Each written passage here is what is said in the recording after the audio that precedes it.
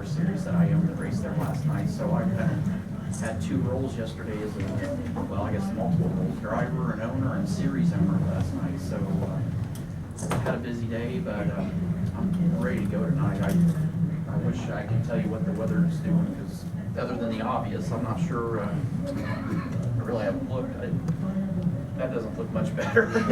It's a lot better looking this way. So, but I don't know. I don't know what's going to happen. I hopefully we'll get this thing in tonight. But if not, tomorrow. I know the weather's supposed to be a lot better tomorrow. So if we don't get it in tonight, we'll get it in tomorrow under a lot better conditions. But we were planning for a night race. We've set the car up for a night race, but it's not.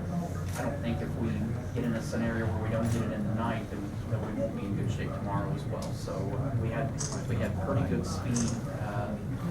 We weren't really fast for the first 6 or 8 laps of a run, but it seemed like then our times, as the tires fell off, our time stayed a little bit longer than some of the other guys around us. So hopefully we get some long runs and get an opportunity to utilize that long run speed. So the hard part, you'd rather have a car that realistically is faster in the short runs, because you never know how long the green flag runs are going to last. It might last 20 laps, it might last 60 or 70 laps, but if you've got one that's got short run speed, you got to cover no matter what, how long the run is. So, in our case, our car just seems to be better in the long run, which that's a good thing.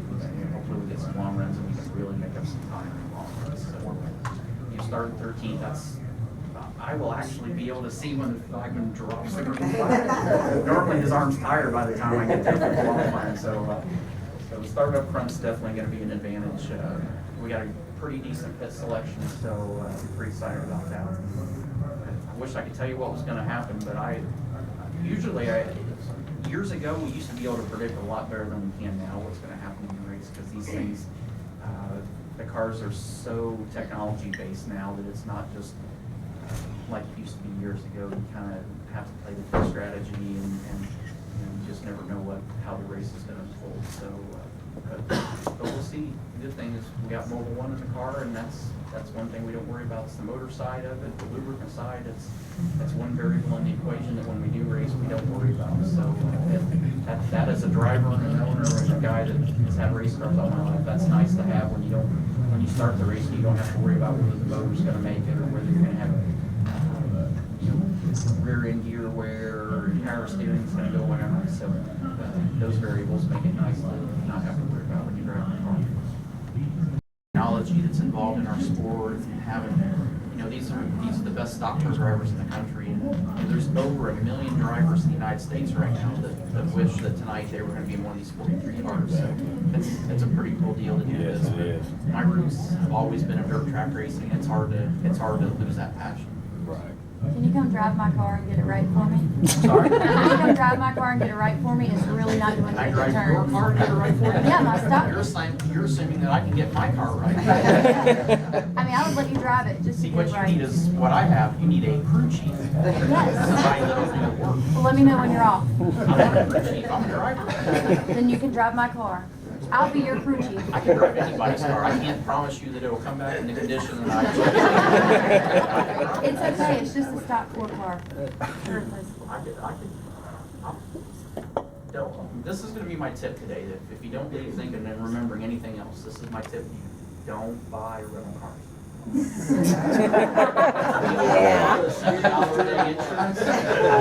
don't care how it comes back. Especially if you get drivers and crew members that all find each other driving at the same time in spots. We've actually in Richmond here, I'll tell you a story which you're all recording it. Everybody has to make a solemn promise we're not going to post this. Good luck with that. Promise. Promise. Good enough for me.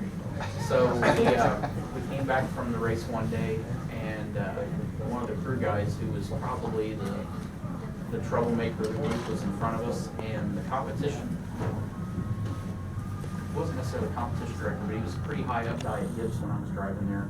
I was right behind him, and I was right behind that guy, and he got to the crew guy's bumper, and I got to his bumper, and the two of us pushed him out into the middle of an intersection. The cars blowing horns and everything else, and we're laughing. So like I said, my tip is do not buy a rental car. Who else has any questions? other than don't buy a rental car. Big fan of you, big fan of your style. How are you personally? I'm good, actually. I was surprised because normally when we have a day like today and it's cold and wet out, normally my leg has been throbbing, and it's been good all day. I think we're kind of over the hump on that, and that's really the only thing that is bothering us with the leg. I have a little bit of pain in my knee where they've, if your screamers don't listen to this part, but where they've gone into my knee and put the rod in and out through the knee. It's kind of sore there, but as far as the leg itself, it's healing really well. So I am scheduled for one more surgery at the end of the season to take this rod out, and hopefully that's the end of it. They don't have plans right now to put another rod in, so no more hardware, no setting off metal detectors at places and having to go stand there and have somebody with a wand and everything else. So we went to the White House last week, and they made me stand there a little bit longer for some reason. When I went through there, I'm like, oh, just please don't bring out the dog. When you tell them that's what you got in there, and they see it in the radar, they're X-ray. I mean, they pretty much let you go through. It's healed up. It's healed up a lot better. But this side, you guys are like the quiet side. These guys have been doing all the work over here. None of you guys have questions? What about you? Jeff's leaving after this year. You're going to give us 10 more? What's that? You're going to give us 10 more after this? 10 more I can't years? see you stopping anytime soon.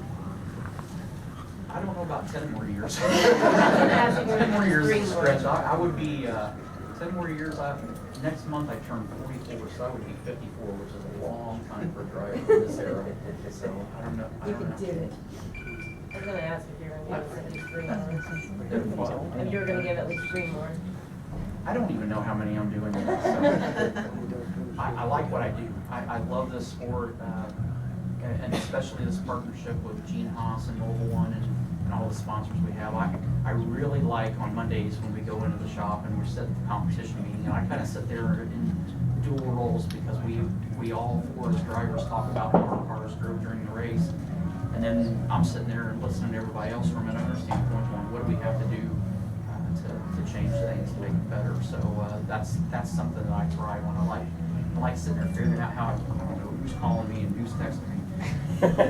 Actually, this is the drivers group. The drivers are all part of the group message, and all this people you've been hearing is Dale Jr., Jeff Gordon, Dale Jr., Alex Bowman, Denny Hamlin, and Jamie McPherson.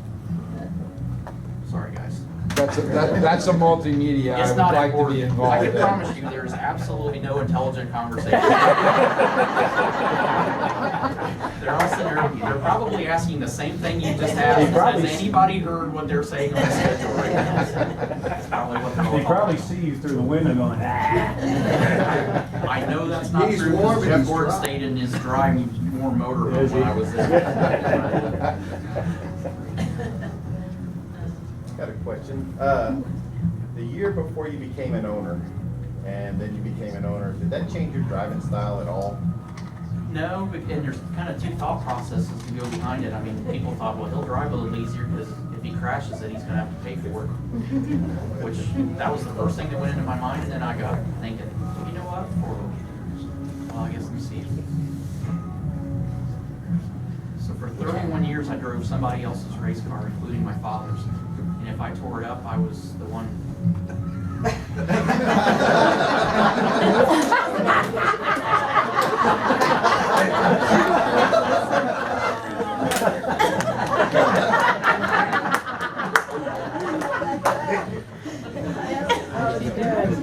so how's your knee, Tony?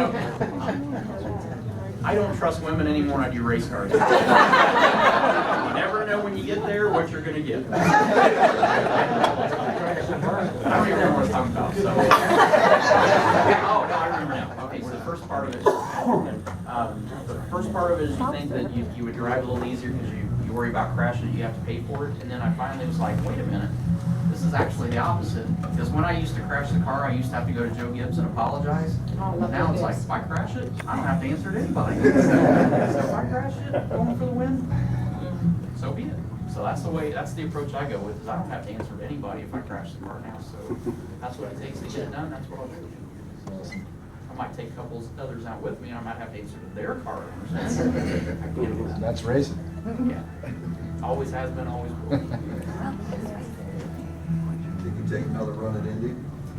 I'm too fat for any car. Those guys weigh probably on the average around 160 to 165 pounds. I'm right at 190. So I'm not, for a driver, I'm a big guy. But for IndyCar drivers, they're like little. They look like they're teenagers, not full-size guys. So, as much as I would love to, I mean, since I became an owner, I mean, to do the month of May like Kurt did last year, that's taken a lot of time away. For me, taking a lot of time away from the team and the organization, and that's not fair to those guys. For me to, my dream is still to win the Indy 500, but I think it's kind of a chapter in the book that's passed already. So we had a couple good, really legitimate good chances to win that thing and couldn't finish it off. And now our life's taking a different turn and more responsibilities now. So.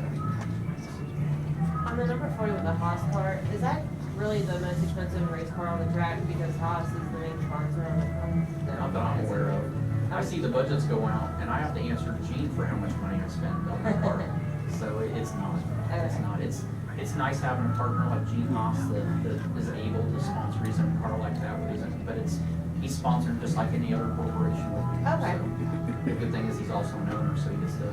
Yeah, I'm a that was person. I was just wondering how that worked out. that was a project that he wanted to do that I sat there and the day that he came to where I was at, that was when I was hurt, and he came in and I swore when he left, I'm like, maybe this is the medication, because I thought I heard him say he wanted to start up another team.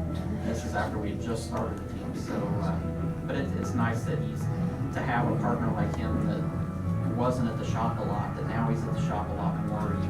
He wanted to start that fourth team, and that was his vision all along, was to have Stewart House Racing be a full part organization, so it's pretty cool to see him want to be passionate about it. Not a ticket or anything, you know?